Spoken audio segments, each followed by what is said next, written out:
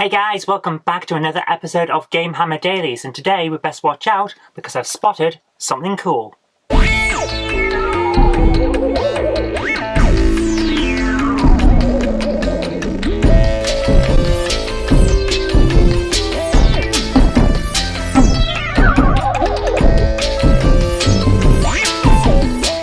When I was a child, one of my friends hired Cool Spot from the local video rental shop. It was a game that we had all heard pretty good things about in the Mega Drive magazines and issues of CMVG, so we were all pretty excited to give it a try. He stuck it into his Mega Drive, turned the power on, and we all sat transfixed, because as it turns out, the magazines were right. This game is a lot of fun. It's colourful, it's well paced in terms of enemy placements, and the music is damn good too.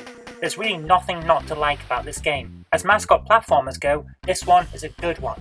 But back then, we didn't know it was a mascot platformer, we just thought it was a cool game. Here in the UK, the red dot on 7-Up cans wasn't something that many people paid attention to. I don't remember any adverts focusing on the red dot, so the idea that Cool Spot was the red dot from the 7-Up cans never came across to me. In fact, the only 7-Up adverts I even remember from back then were the ones with Fido Dido in them, and I don't remember him being in this game at all.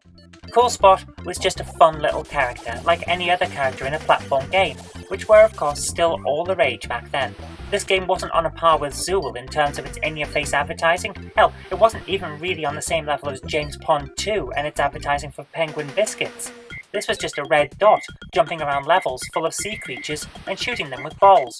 It was a fun game, but I can't say it worked well in terms of advertising. But it worked well as a game. As tacky corporate brand games go, this is actually pretty cool. I remember it being a lot of fun when I was a kid. The basic premise is like pretty much every other platformer of the time. You have a cool looking, well animated main character who is tasked with navigating a load of platform filled levels in order to reach one or more other characters. Here, it's Cool Spot rescuing other Cool Spots from cages, which you do by blasting the locks on those cages with your finger guns.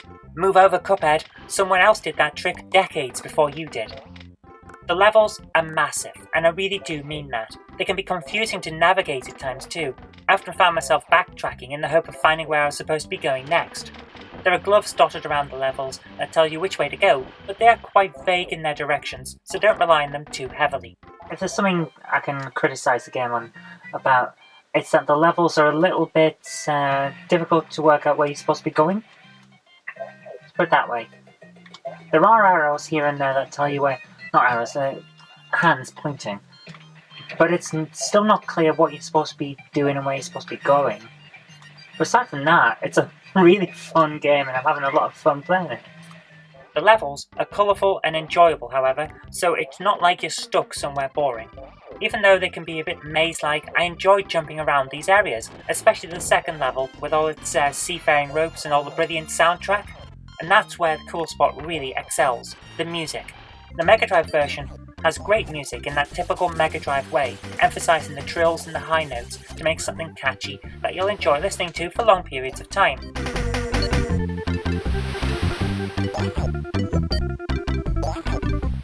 But the Super Nintendo brings a much warmer tune to the table. It rounds out the music and it takes it from catchy to brilliant.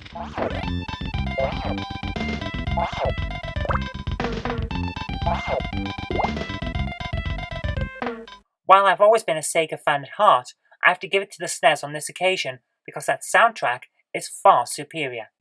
Yeah, this has got a lot of good stuff to it. I mean, I really do like this.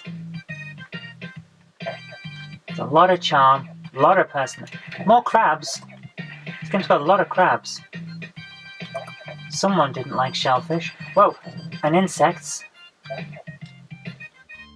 So there we have it. Brilliant graphics, brilliant gameplay, and a fantastic soundtrack.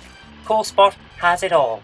I love this game, and if you like platformers from the golden age of the platformer, you really do need to play this one.